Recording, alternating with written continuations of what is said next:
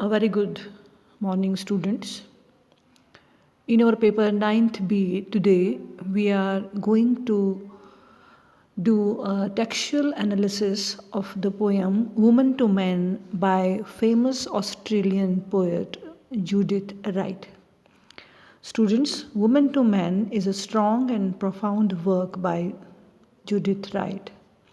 It is devoted to experiences of love and love making from the woman's point of view, on which few women have commented in poetry. Most of women writers have written much on love but not on making love. Student, it is natural for women not only the act and the passion but its outcome, the conception, the gestation, the birth and maturing of a child are subject to Judith Wright's meditation. Love and procreation are seen as profound mysteries shaded by the thought of love. They are expressible in antinomies. The fetus, for instance, is to its parents our hunter and our chase, the maker and the made, the question and reply. In its birth, it shall escape and not escape. Students, this text has more than one intended audience. The primary audience is Judith Wright's husband. It is well known fact in literary circle that Judith Wright addressed this poem to her husband when she was pregnant with one of their children. The intimate nature of this exchange between Wright and her husband is evident in her use of personal pronoun. You and I have known it well, your arm.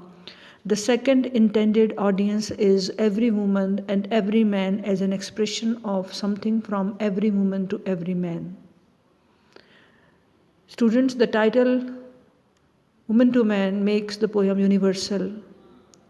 More than just a poem from Judith Wright to her husband, there are no names given to the woman and the man within the word of the poem. The experience of woman becomes the experience of every woman. The third audience for this text is literati, the word of literature. Judith Wright, students, is a well-known Australian poet. This poem has been published many times. This poem obviously did not stay between Wright and her husband. She expresses her feelings as a wife as well as the holder of her future offspring in her belly. Now, students, I have already shared the text with you, and it is also there on the screen before you. Let us come to the first stanza. The eyeless labor in the night, the selfless, shapeless seed I hold, builds for its resurrection day, silent and swift and deep from sight, foresees the unimagined light. So, here we see that Judith Wright says that in the night she made love with her husband that was meant for pleasure, resulted in some consequences as well. This love making led to the creation of something in her body that has no shape and identity.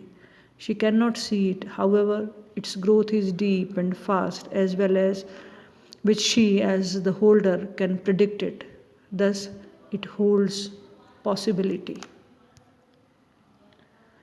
There is no child with a child's face. This has no name to name it by, yet you and I have known it well. This is our hunter and our chase, the third who lay in our embrace. So, in this stanza, we see that the seed that she held after making love has started attaining shape. She says that the creature is still shapeless and also has no shape. Still, she and her husband know very well that they have created it and it will develop into a human.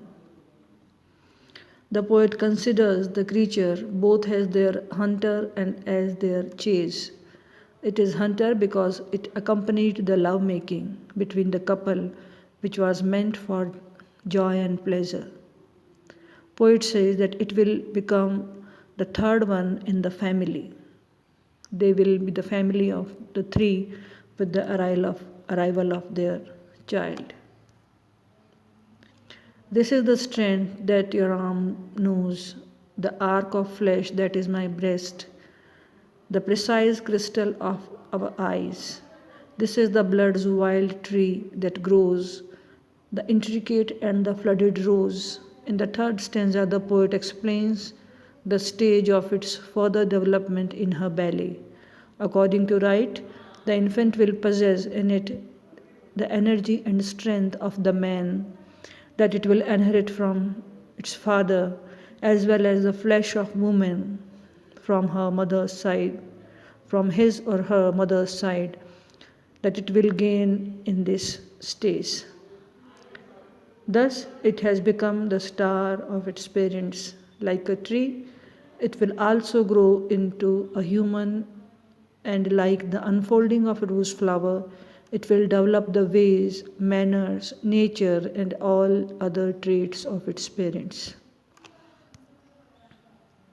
This is the maker and the maid. This is the question and reply, the blind head butting at the dark, the blaze of light along the blade. Oh, hold me, for I am afraid. In the last stanza, Judith Wright describes the final stage of the infant in her belly. According to her, the infant that she made, that she has created along with her husband, will be another maker like them in future. It too will go for procreation. It is both a creature that raises the question in her mind as well as the answer to her questions. It is an enlightened brain without eyes that is searching for the rays of light as it is about to come into the world. A blade is a tool that cuts something. The child is at this stage between parental, which is dark, and natal stage, which is shining.